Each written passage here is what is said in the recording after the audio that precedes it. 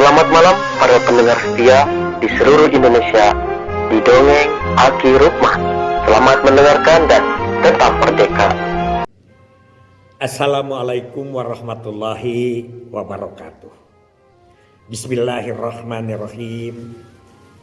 Innal hamdalillah usolli wa usollimu ala rasulillah wa ala alihi wa sahbihi wa mawalah amma ba'du. Bapak Ibu dan kawan-kawan sekalian, setelah kemarin kita juga ada pertanyaan tentang debat tidak memasukkan soal kependudukan, kemudian ada yang penasaran, kok Aki cerita bahwa advokasi ke partai-partai. Itu gimana caranya, Ki? Alhamdulillah, ini mungkin inspirasi katanya buat kita.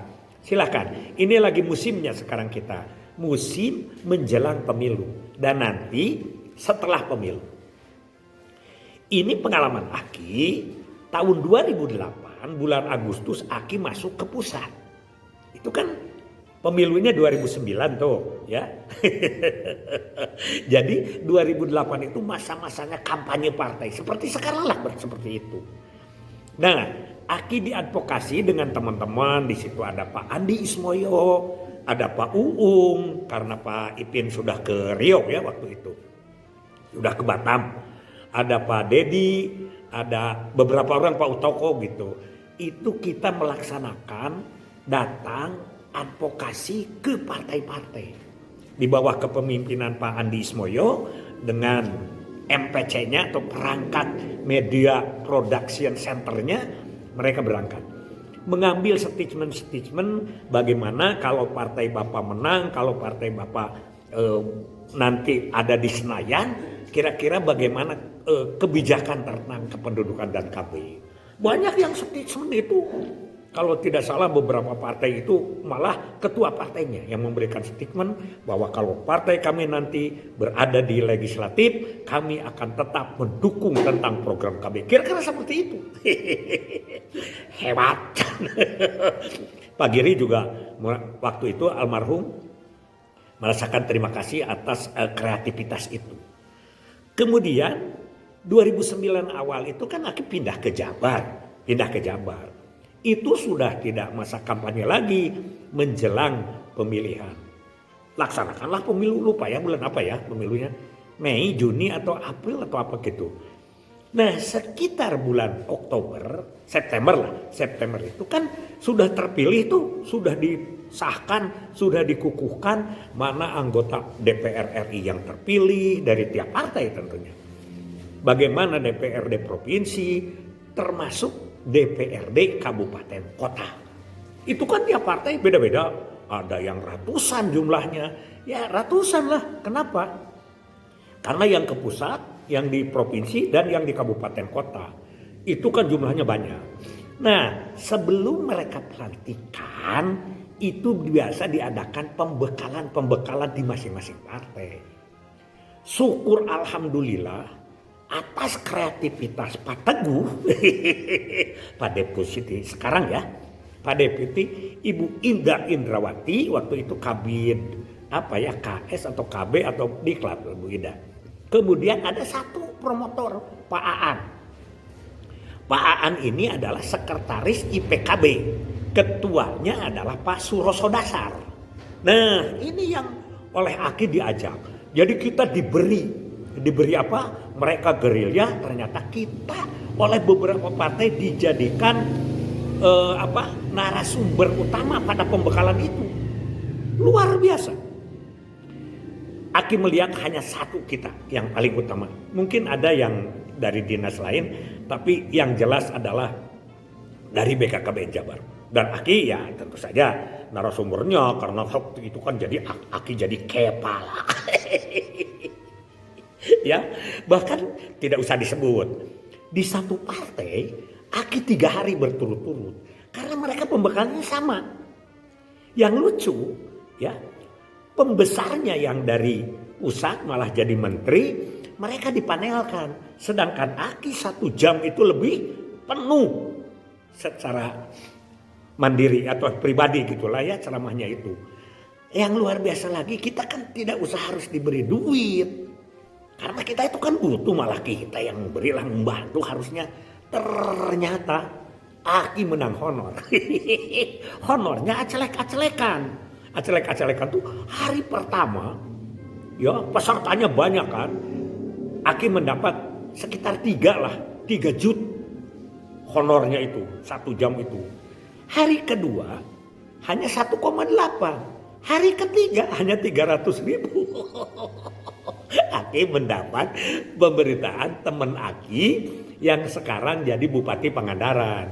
Ki, kalau di sini ini adalah dibebaskan kapan dia bisa mau ikut, yang penting begitu ikut begitu bayar. Jadi perhitungan biaya itu adalah berdasarkan jumlah dari peserta yang ada. Baik untuk penyelenggaraan maupun untuk honor-honor narasumber. Begitu katanya, luar biasa. Padahal lagi tidak mengharap. Di beberapa partai, wah kita terima kasih saja. Untung kita sudah masuk. Karena apa? Karena mereka diberi pembekalan itu untuk kabupaten kota terutama, itu luar biasa mendukungnya. Bahkan ada ya dari salah satu kabupaten, dia sudah 2 kali jadi DPRD-nya itu. Dia bertanya, Ki, bukan Aki ya waktu itu Bapak. Pak, apa itu BKL? Setiap ada usulan anggaran dari KB itu ada BKL. Buat apa BKL? Saya suka coret. Aki menjawab, kalau Bapak mencoret biaya BKL berarti Bapak sudah tidak sayang lagi kepada orang tua. Wah, durhaka itu. Dasar Aki ya, setelah dijelaskan mereka jadi mengerti. Itu yang di provinsi ya. Kemudian Aki terjun ke kabupaten kota. Masih Paan. Di situ Aki nambah narasumber Pak Saud Munte. Saud Munte ya, apa kalau kita lah semua. Yang kedua Pak Suroso Dasar. Ya, pertama ada satu, sebut aja lah ini, DPRD Sumedang itu sedang mengadakan camping di Cileunca sebelah sananya. Sebelah sana Cileunca. Jadi kita harus lewat dulu Cileunca. Dia boleh memberikan pertemuan dengan DPRD, itu mah sudah DPRD, sudah gabungan partai-partai. Tapi tempatnya di sana. Aki yang berangkat itu, Pak Saud yang berangkat itu, dan Pak Aan, yaitu dari sekretaris IPKB itu. Itu di panas-panasan di tenda. Mereka sudah olahraga, langsung pertemuan dengan kita. Hampir 1,5 jam kita berdiskusi dengan narasumber 2, yaitu Aki dengan Pak Saud. Ya, lumayan. Akhirnya pulang ke daerahnya, dia adalah memasukkan PIK. Namun pendanaan ya, kewilayahan itu ya, indikator kewilayahan itu, sehingga para UPT mendapat anggaran khusus, jadi tidak diatur oleh dinesnya. Itu advokasi kita. Kemudian ada lagi di mana yang dengan Kota Tasik itu di Hotel Tiara Ciamis, tapi DPRD Kota Tasik penuh. Setelah Aki berbicara, kemudian Pak Suroso, Ki, 1 orang lah yang bicara itu Aki saja. Sebagai kepala BKKBN, Bapak itu nanti didiskusi saja. Jadi dia nawar karena mungkin ya namanya dengan DPR jangan terlalu lama-lama karena mereka banyak kegiatan. Ada satu hal yang lucu. Ketika Aki ke Indramayu, nah ini dengan Pak Saud lagi Aki ke Indramayu. Datang ke Indramayu, kumpul seluruh anggota DPRD yang baru terpilih itu sedang rapat. Kita diberi waktu untuk diskusi ya. Nah, di luar dugaan, Pak Saud yang menjelaskan bahwa penduduk Jawa Barat itu sebentar lagi akan masuk ke 50 juta. Dengan segala risikonya dijelaskan oleh Pak Saud bahwa 50 juta itu akan menemukan satu beban yang cukup berat untuk kita kelola. Kita seperti itu. Apa komentar mereka? Lucu kan komentarnya itu? Apa? Pak, kalau Jawa Barat tidak ingin 50 juta penduduknya, maka provinsinya harus dibagi 2 dengan provinsi Cirebon. Waktu itu hangat-hangatnya Ciayung Majakuning ingin membuat provinsi sendiri. Begitu itu pengalaman. Kita ketawa-ketawa aja. Ya kira jawabannya pasti walaupun jadi 2 tetap penduduknya kita menjadi malah nanti menjadi 2 itu beban pemerintahannya tambah karena harus tambah gubernur, harus tambah kepala dinas dan lain sebagainya. Mereka juga sebetulnya ketawa-ketawa, paham sebetulnya hanya kelakarnya lah seperti itu. Itulah advokasi kita. Sekali lagi Akib pesan bahwa jangan sekali-kali kita mengarah kepada satu partai atau satu golongan. Karena KB itu harus didukung dan harus diterima oleh seluruh golongan, oleh seluruh partai, dan oleh seluruh masyarakat. Ya, akhir-akhir ini ada kecenderungan seperti itu. Tapi di kabupaten kota insya Allah. Kalau nanti sudah jadi gubernur atau jadi bupati, itu kita baktinya bukan ke partainya tapi kepada gubernurnya dan bupatinya. Ini yang sering kita bicarakan bahwa advokasi, ya, advokasi dan KIE itu melahirkan kepedulian. Tanpa KIE, tanpa advokasi, mana bisa orang paham. Sekali lagi kita jelas.